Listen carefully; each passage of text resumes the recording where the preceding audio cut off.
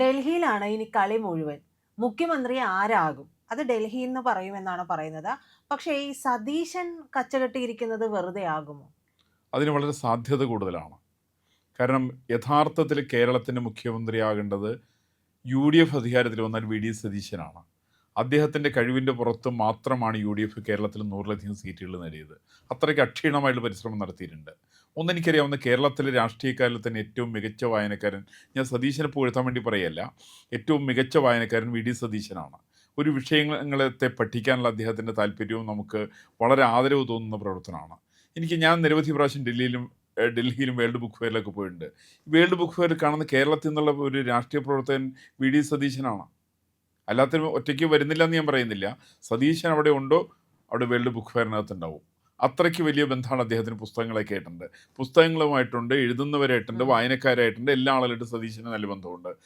ആ സതീശനാണ് യഥാർത്ഥത്തിൽ കോൺഗ്രസിനെ സംബന്ധിച്ച് കോൺഗ്രസിൻ്റെ പ്രതിപക്ഷ നേതാവായിട്ടിരുന്നു കൊണ്ട് ഈ അധികാരത്തിലേക്ക് എത്തിക്കുന്ന കാര്യത്തിൽ വലിയ പങ്കുവഹിച്ച അദ്ദേഹമാണ്. അതൊക്കെ ശരിയാണ്. പക്ഷേ കേരളത്തിന് മുഖ്യമന്ത്രിയാകാനുള്ള സാധ്യത വളരെ വളരെ കുറവാണ്. കാരണം മര്യാദ എന്ന് പറഞ്ഞാൽ കോൺഗ്രസ് എങ്ങനെയാവുക? ഇപ്പോൾ ഈ കോൺഗ്രസ് മുക്ത ഭാരതം എന്നുള്ളതിൻ്റെ പരിഭാഷ എന്താ? മര്യാദയുള്ള ഭാരതം എന്ന അർത്ഥം. ഈ കോൺഗ്രസിന് എവിടെ മര്യാദ ഉണ്ടായിട്ടുള്ളത്? കോൺഗ്രസിന് എവിടെ ജനാധിപത്യം ഉണ്ടായിട്ടുള്ളത്? കോൺഗ്രസിന് എവിടെ മതേതരത്വം ഉള്ളത്? ഇതൊന്നും കോൺഗ്രസിനില്ല. കോൺഗ്രസിന് വികസനമില്ല. ഒരു നാടിൻ്റെ വികസനം കോൺഗ്രസിൻ്റെ അജണ്ടയിലേ ഇല്ല. സ്വാർത്ഥന്മാരായിരിക്കുന്ന ഒരുപറ്റ ആളുകളുടെ നേതൃത്വമാണ് കോൺഗ്രസിലുള്ളത്. അത് രാഹുൽ ഗാന്ധി ആയാലും കൊള്ളാം, സോണിയാഗാന്ധി ആയാലും കൊള്ളാം, മകള് പ്രിയങ്ക ഗാന്ധി ആയാലും കൊള്ളാം, ബാക്കിയുള്ള കോൺഗ്രസിൻ്റെ നേതാക്കന്മാർ. ഇപ്പം തന്നെ കേരളത്തിൽ ഈ പ്രശ്നത്തിൻ്റെ തുടക്കം കേരളത്തിൽ 3 പേര് മാത്രമൊന്നും അല്ലല്ലോ. കേരളത്തിൽ 3 പേര് മാത്രമൊന്നല്ല. ഇപ്പം കേരളത്തിൽ നമുക്കറിയാവുന്നത് KC വേണുഗോപാലിനെ പിന്താങ്ങുന്ന മുഴുവൻ ഒരു കണ്ണൂർ ലോബിയാണ്. ഈ കണ്ണൂർ ലോബിയിൽ KPCC പ്രസിഡന്റ് വരും, സണ്ണി ജോസഫ്. അതിനകത്ത് എഴുത്തുകാരനായിരിക്കുന്ന T പത്മനാഭൻ, അയാൾ പിന്താങ്ങിയതാരാ? അയാൾക്ക് എന്ത് തേങ്ങാക്കൊല രാഷ്ട്രീയത്തെക്കുറിച്ച് അറിയാവുന്നത്? അയാൾ പിന്താങ്ങിയല്ലോ KC വേണുഗോപാലിനെ. വേണുഗോപാലാണ് മഹാൻ എന്ന് പറഞ്ഞിട്ട് അയാൾ പറഞ്ഞു.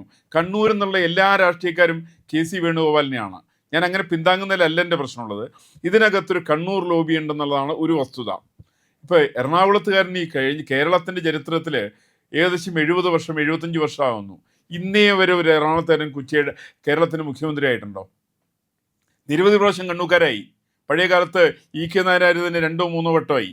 ഓരോ പ്രാവശ്യം ഓരോരുത്തരെ വില വെച്ചുകൊണ്ടാണ്. KR ഗൗരിയമ്മയെ വില വെച്ചു, സുശീല ഗോപാലിനെ വില വെച്ചു. അവരെയൊക്കെ വെച്ചുകൊണ്ടാണ് നിസ്സംഗനും നിർഗുണനും എന്താ പറയുക, യാതൊരു സ്വാർത്ഥതയില്ലാത്ത നിസ്വാർത്ഥനുമായിരിക്കുന്ന EK നായർ കേരളത്തിന് മുഖ്യമന്ത്രിയാവുന്നത്.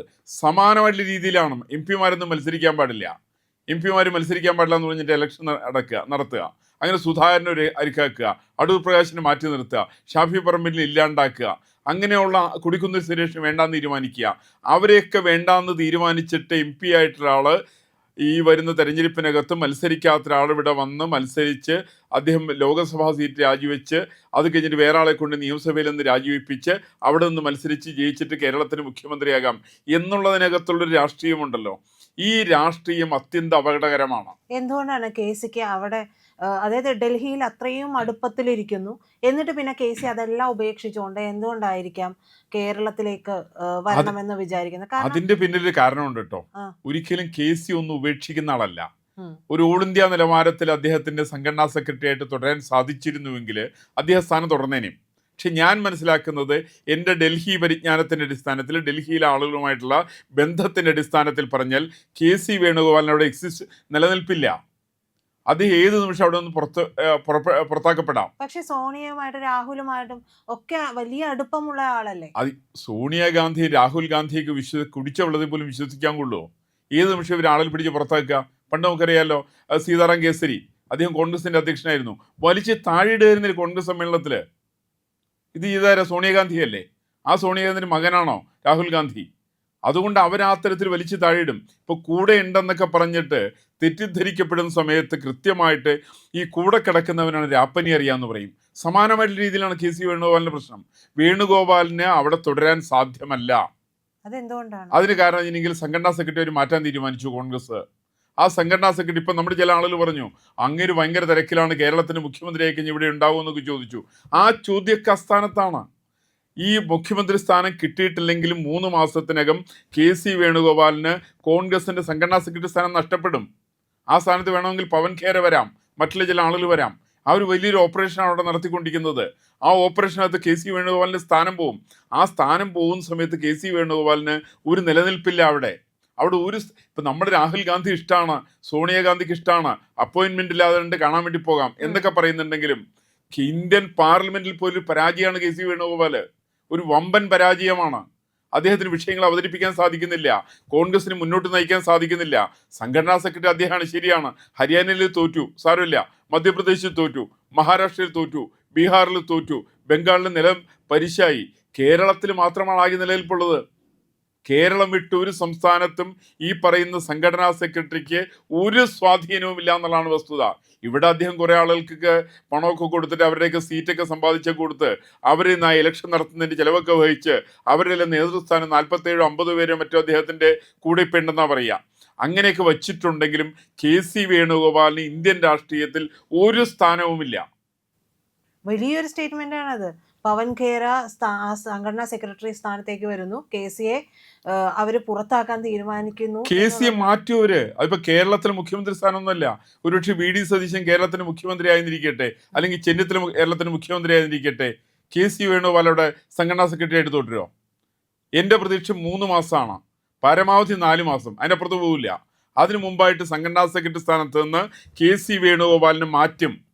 ഇത് കോൺഗ്രസിന്റെ നയത്തിന്റെ ഭാഗമാണ്. ഇപ്പൊ നിങ്ങളൊന്ന് ആലോചിച്ച് നോക്ക്, കെ സി വേണുഗോപാലിന് ഇത്ര വലിയ സ്വാധീനം ഉണ്ടെങ്കിൽ ഇന്ന് എവിടെയാ രാഹുൽ ഗാന്ധി ഉള്ളത്?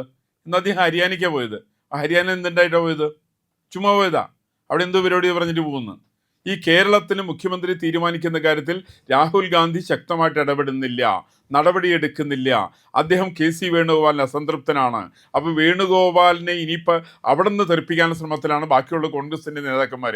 പവൻ ഖേർ അടങ്ങുന്ന നേതൃത്വത്തിൻ്റെ ശ്രമം വേണുഗോപാലിനെ അവിടെ നിന്ന് തെറിപ്പിക്കണം, കേരളത്തിന് മുഖ്യമന്ത്രിയായിട്ട് വിട്ടണം. പിന്നെ ഈ ശാപം കേരളത്തിൽ മാത്രമാണല്ലോ ഉണ്ടാവുക.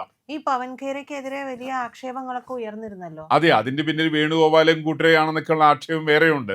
ശരിയാണോ ഇല്ലെന്ന് എനിക്കറിയില്ല. ഏതാണെങ്കിലും കെ സി വേണുഗോപാലിന് ഡൽഹിയിൽ നിലനിൽപ്പില്ല. അത് തിരിച്ചറിയുന്ന ഏറ്റവും ആദ്യത്തെ ആൾ വേണുഗോപാലാണ്. അതുകൊണ്ടാണ് അദ്ദേഹം തെരഞ്ഞെടുപ്പിന് മുമ്പ് തന്നെ ശ്രമം തുടങ്ങി. ഇലക്ഷൻ നടക്കുന്നതിന് മുമ്പ് തന്നെ അദ്ദേഹം കേരളത്തിലേക്ക് വരാനുള്ള ശ്രമം അദ്ദേഹം നടത്തി. ഇവിടെ മത്സരിക്കാൻ പറ്റുമെന്ന് അദ്ദേഹം ശ്രമിച്ചു. അദ്ദേഹത്തെ കൂടി വെട്ടാൻ വേണ്ടിയിട്ടാണ് രാഹുൽ ഗാന്ധിയും കൂട്ടരൊക്കെ ചില സമയത്ത് പാർലമെന്റ് മെമ്പർമാർ മത്സരിക്കരുതെന്ന് പറഞ്ഞത്. അത് കേവലം വേണുഗോപാലിന് വേണ്ടിയിട്ട് മാത്രമായിരുന്നില്ല. വേണുഗോപാലിനും കെ സുധാകരനും ഷാഫി പറമ്പലിനും കൊടിക്കുന്നിൽ സുരേഷിനും അല്ലെങ്കിൽ മറ്റേ ഇദ്ദേഹത്തിനും അടൂർ പ്രകാശ് എല്ലാവരും കൂടി ഉദ്ദേശിച്ചാണ് പറഞ്ഞത്.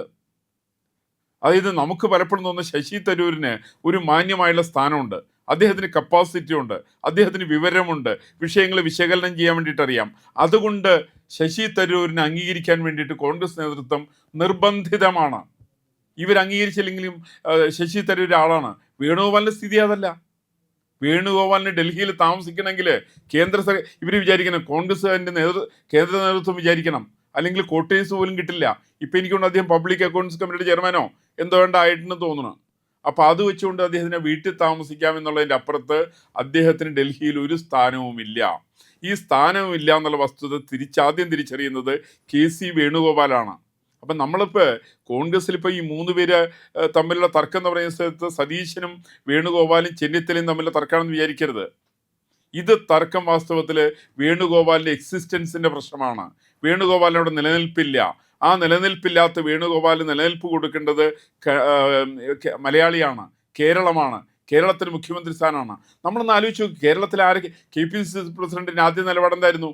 അദ്ദേഹം പൂർണ്ണമായിട്ട് വി ഡി സതീശൻ്റെ കൂടെയായിരുന്നല്ലോ. ഇപ്പം എങ്ങനെ അദ്ദേഹം കളം മാറ്റി ചവിട്ടി? എങ്ങനെയാ ഈ പറയുന്ന പുതിയ 2 പേര് കേരളത്തിൽ വന്നല്ലോ, മുഗൾ വാസനിക്കും ഇയാൾക്ക് വന്നു, അജയ് മക്കനൊക്കെ വന്നു. അവരോട് കൂടിയിട്ട് മറ്റേ കെ സി വേണുഗോപാലിൻ്റെ പേര് KPCC പ്രസിഡന്റ് നിർദ്ദേശിക്കാനുള്ള പ്രധാനപ്പെട്ട കാരണം നിലനിൽപ്പിൻ്റെ പ്രശ്നമാണത്. കെ സിക്ക് നിലനിൽപ്പില്ല എന്നുള്ള ബോധ്യപ്പെട്ടതിൻ്റെ അടിസ്ഥാനത്തിലാണ്. അങ്ങനെയാണല്ലോ ഇവർ ടി പത്മനാഭനെ കൊണ്ട് പറയിപ്പിച്ചത്. അങ്ങനെയാണല്ലോ ഇവർ ഇയാളെ കൊണ്ട് സുധാകരനെ കൊണ്ട് പറയിപ്പിക്കുന്നത്. കണ്ണൂരുള്ള മുഴുവൻ ആളുകളെ കൊണ്ടും കെ സിക്ക് അനുകൂലമായിട്ട് പറയിപ്പിക്കുന്നത് കെ സി വേണുഗോപാൽ ഇന്ത്യൻ രാഷ്ട്രീയത്തിൽ നിലനിൽപ്പ് നഷ്ടപ്പെട്ടിരിക്കുന്നു എന്നുള്ള അറിഞ്ഞതിൻ്റെ അടിസ്ഥാനത്തിലാണ്. അപ്പം അതുകൊണ്ട് ഞാൻ പലപ്പോഴും കെ സി വേണുഗോപാലിനെ കുറ്റപ്പെടുത്തുന്നില്ല. കാരണം ഒരു എക്സിസ്റ്റൻസിൻ്റെ ഈ സ്ട്രഗിൾ ഫോർ എക്സിസ്റ്റൻസ് എന്നുണ്ട് സാമ്പത്തിക ശാസ്ത്രത്തിൽ. അത് ഏറ്റവും കൂടുതൽ ആപ്ലിക്കബിൾ ആയിരിക്കുന്നത് കെ സി വേണുഗോപാലിനെ സംബന്ധിച്ചാണ്. മുഖ്യമന്ത്രി ആയില്ലെന്നുണ്ടെങ്കിൽ ചുമ്മാ ചവറ്റുകൊട്ടയിലായിരിക്കും കെ സി വേണുഗോപാലിൻ്റെ സ്ഥാനം. അതുകൊണ്ട് തൻ്റെ സ്ഥാനം അരക്കിട്ടുറപ്പിക്കാനായിട്ടുള്ള അദ്ദേഹത്തിൻ്റെ വലിയൊരു പരിശ്രമത്തിൻ്റെ ഭാഗമാണ് ഈ പറയുന്ന കെ സി അല്ലെങ്കിൽ മറ്റേ ഇയാൾ ചെന്നിത്തല അല്ലെങ്കിൽ വി ഡി സതീശൻ തുടങ്ങിയുള്ള മത്സരം വരുന്നത് ഈ ഒരു നിലനിൽപ്പിൻ്റെ അടിസ്ഥാനത്തിലാണെന്നാണ് എൻ്റെ അനുമാനം.